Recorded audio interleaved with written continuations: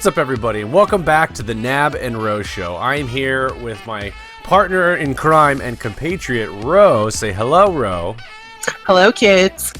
And we are back after about, what do you say, a 2-week break in the recording? Yeah, I don't think we did one last week because you were traveling. So the week before we had our lovely guest speaker. Yes. Daisy Montego. Yeah, I was like, I want to say Daisy Montoya, and I was like, that's not right. Was it Princess Bride? Yeah, maybe. You killed my father. Prepare to die. Yeah. Yes. I don't know that actual phrase in its entirety, so I would do it no justice, so I'm not going to try to do that. But yes. So, Ro, let's tell everybody, what are we talking about today? We are going to talk about sports. So what in particular things about sports are we going to talk about tonight? We are going to talk about our favorite teams, what we like to watch, what we used to play growing up, and then we are going to honor a very famous basketball player that we just lost recently. So it should be a good show. Right, absolutely. So before we dive into all this, I just want to go ahead, like she mentioned last week, there was a terrible aircraft crash. And Ro and I wanted to take the time to talk about the members of that helicopter flight that went down last week. This was a horrible accident, and we pray for this family, for those who just lost their lives too soon. No one should have to go through the sadness that followed the failing of that aircraft. So right now, we'll pay a salute and give tribute to those that perished on that flight. They include Kobe Bryant and his daughter, Gianna, baseball coach John Altobelli, his wife, Carrie, and their basketball-playing daughter, Alyssa, mother and daughter, Sarah and Peyton Chester, Mamba Academy basketball coach, Christina Mauser, and the pilot, Ara Zubayan. And we'll give just a quick moment of silence for them.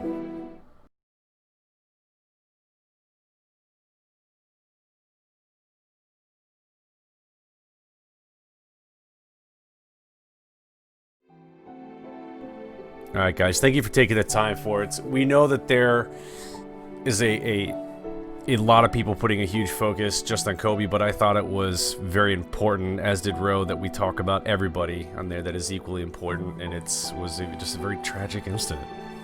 Yeah, it was. And Kobe, has been involved in basketball forever, since he was in high school, and was drafted right out of high school, from what I understand. And he had definitely an influence in basketball players and teams that he was a part of, and the community that he served. But the people that were on that flight as well were brothers and sisters and friends and mothers and daughters of people too. We don't want them to get lost in the hype of Kobe and everything that he contributed to his work as a basketball player and whatnot. So we felt it was definitely necessary that we shed some light on that, and wish their families a lot of peace and comfort in the days to come. Absolutely. Well said, Ro. Well, guys, we're going to move on, and we're going to talk about our favorite sports teams. Ro, today was your idea. I'll let you go ahead and start us off. Woo, sports. So I feel like the song Jock Jam should be playing behind us as we're talking about this. I can make this happen. Woo! All right, let's do it. Yeah, sports. I mean, it's Super Bowl's coming up on Sunday, so I felt like it was an appropriate piece to maybe talk about. Yes. Go Chiefs. go Chiefs. I don't care who wins, just saying. But yeah. I'm not a Niners fan, so I'm voting for the Chiefs all the way. But yeah, football is my favorite sport to watch. I am a Seattle Seahawks fan. I live in the Pacific Northwest, so I have to represent. Oregon doesn't have a football team, but we do have a basketball team, Trailblazers, and I think their glory days were probably like the 70s and 80s, and then early 90s we had a good group of people that were pretty pretty popular. We don't have a football team, but football is definitely probably my most favorite sport. And the Seahawks are definitely my most favorite team. So Right. Well, you got a good team there, though. Oh yeah, definitely. Oh, for sure. I mean, so here's my conundrum. So I, too, my favorite sport is football as well. So, sorry, football Americano or American football. We're not talking about soccer. But yeah, actual American football. So you have the Seahawks. I have the Bengals. I mean, let's just be honest here. The Bengals aren't exactly the best team in the league by any means. Not right, but you have a good college football team. We do. And funny you should bring that up. Ooh. I believe to be the number one in the world would be the Ohio State Buckeyes college football team. Now, see, that's the thing. I don't really care about NFL, my team, Bengals, whatever. It's not a big deal. When it comes to college football, I mean, I will have I get kind of obnoxious, Ro. I get shortness of breath when my Buckeyes are having a tight game. I get stressed out. I throw things at the TV. I become not fun to be around during games where we're not doing so well. I'm just saying, I don't know what it is. I think I have a problem. You talked about you need a 12-step process last time we were talking. That would be mine. I need to go through that 12-step process for not worrying too much about the Buckeyes. But right. Yeah, I went to Ohio State. I feel there is something to be said about college sports over the pro sports, because in my opinion, they're working twice as hard so they can get to the point where they're being paid as their job and whatnot. But. Oh yeah, absolutely. And segueing into the college sports, I'm more of an NFL follower than a college sport follower. But we don't have an NFL team here in Oregon, but we do have the University of Oregon Ducks, which usually make their way through the Pac-10. And then we have the Oregon State Beavers as well. So we do have some pretty good, Oregon State hasn't done so great. But University of Oregon has actually produced a couple football players that have actually gone into the NFL. So, University of Oregon, definitely on the list of top college football teams to watch and whatnot. So absolutely. I'll give a shout out to them. Although I am a Beavers fan versus a Ducks fan, but yeah, whatevs. You got to have love out there. It's like, so if you think of the other sports teams that you have in your city, what are some of the other sports that you like in your city? Not that I really follow them, but which ones? I'll go to a game when they're in town. Well, we do have a really good soccer team, the Timbers, and that brings a lot of popularity around town as well. We have a women's and a men's league, and then we do have a minor league baseball team that's actually here in the city. Yeah, then and they play as well. So it's interesting. Not huge baseball fan, if we're talking about baseball. My brother did play for a while, and I enjoyed watching his games, but just like regular, I don't know, not my cup of tea. But other than that, I'm in soccer. But we do have the Blazers, Trailblazers, basketball. I think I had mentioned that earlier. So that's also a team that we have here that's done pretty well. Sure. But so we do have some teams representing the state. Mm-hmm. Definitely. And that's what I like a lot about Cincinnati is we have so many different sports teams, and one of the newest ones that we just introduced to the abundance of other sports teams we have is a group called FC Cincinnati, which is our soccer team that started here, and I believe they were not in the majors yet, but they recently, I think it was last year or the year just before. I don't know, guys. Don't get mad at me, but I know that they are now part of the majors, and they're playing with the other big boys out there, and they're doing really, really well.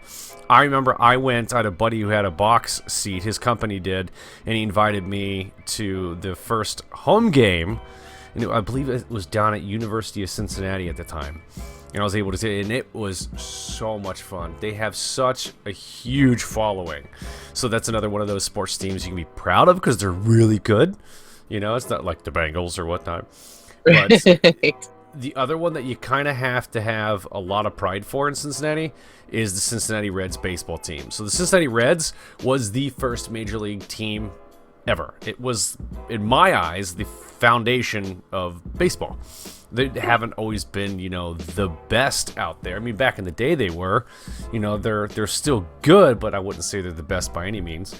And then one of those fun for Friday night or Saturday night whenever they have a game is the Cincinnati Cyclones hockey team. Those are fun, especially on dollar hot dog and beer nights. I'm just saying.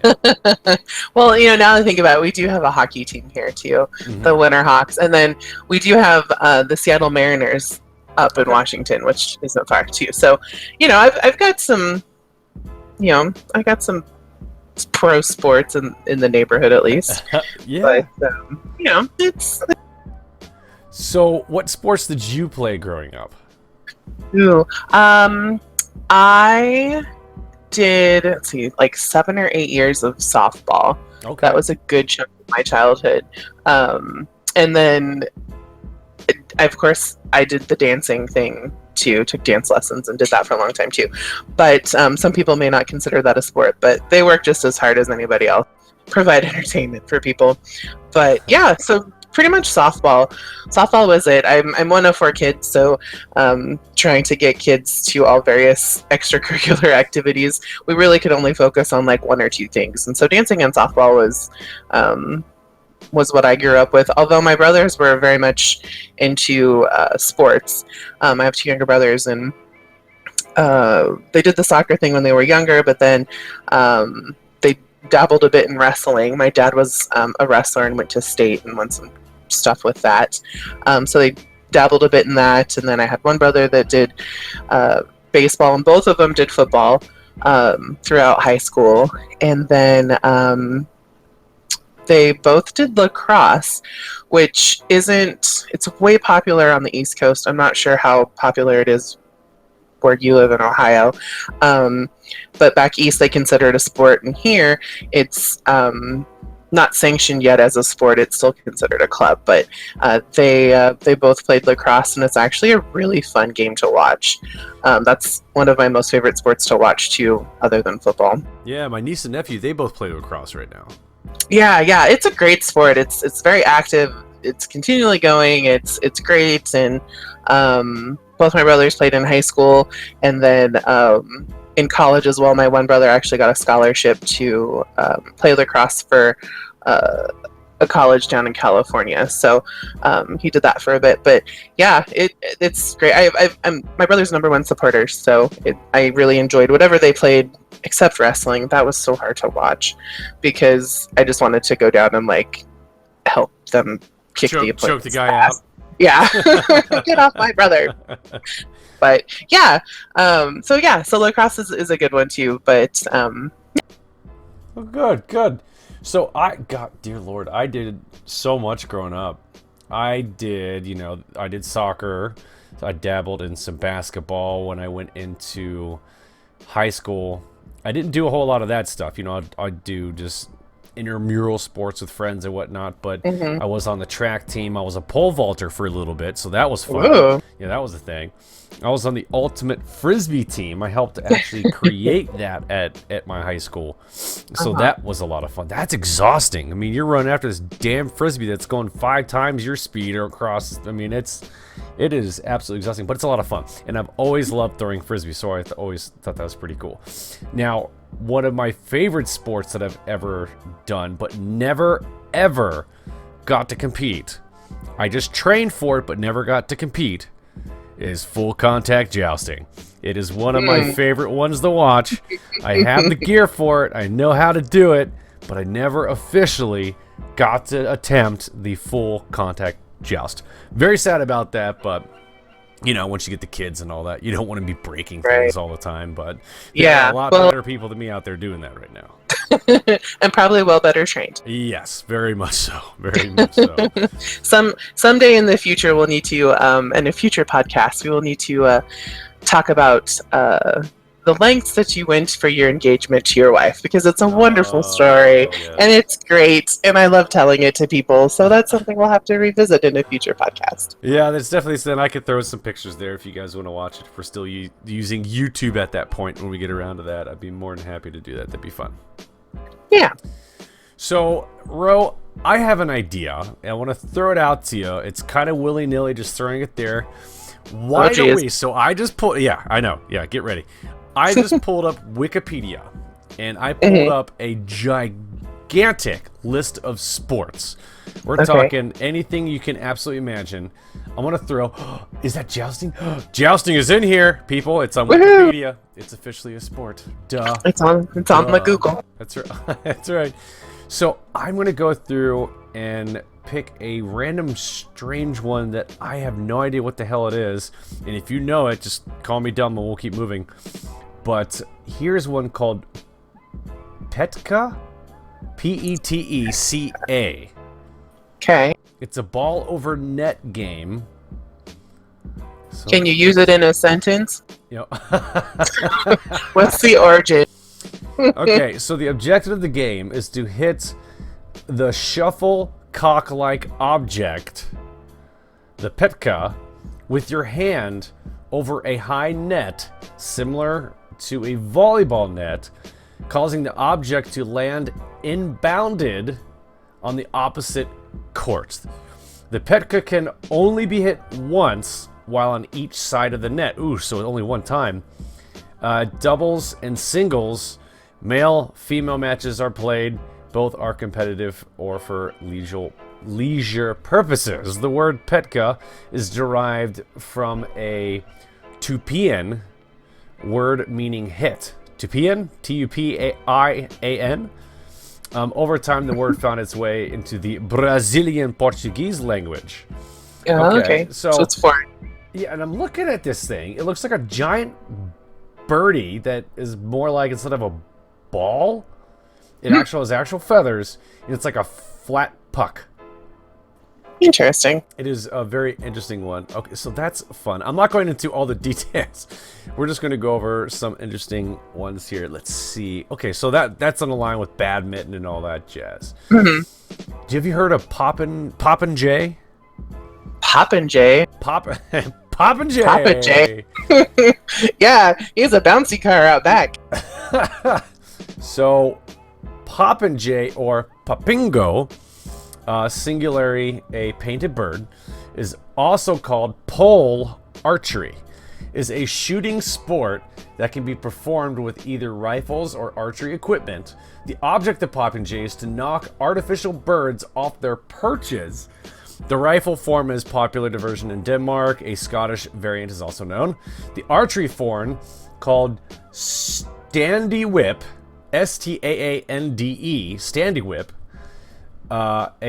in Flemish language, is popular in Belgium and is shot occasionally in the United Kingdom under the governance of the Grand National Archery Society. In Germany, a traditional shooting at wooden birds placed on high poles is called, oh dear God, Vogelschleppen. That is bird shooting. These are carried out either way, small bore rifles or crossbows. Oh, so you just put like high targets and just try to hit them instead of shooting real birds. That's kind of fun. Yeah. Instead of those jaybirds, which is probably where they got it from, popping the what did you just say? Popping the jaybirds. Popping the jaybirds. Oh, we just ignore what I was thinking. So we have a couple other here. There's one called from the bat and ball area, and this is called Lapta. Isn't that a food? No. Lapta is a Russian bat and ball game first known to be played in the 14th century. Mentions of Lapta have been found in medieval manuscripts, and balls and bats were found in the 14th century layers during the excavation in Novgorod. I am horrible with these names. It is similar to cricket, rounders, or any types of games like that. So the game is to play outside on a field about half of a football pitch, so a 20 by 25 or 140 feet by 175 feet. There are 5 people on the field from defending teams, as well as a pitch or server. The pitch server stands near the batter on the opposing team, and the opposing team hits the ball in the direction of the batter. The team that bats... This seems very confusing. The team that bats contains 6 people. Each hitter gets 2 chances to hit the ball over a 10-millimeter line.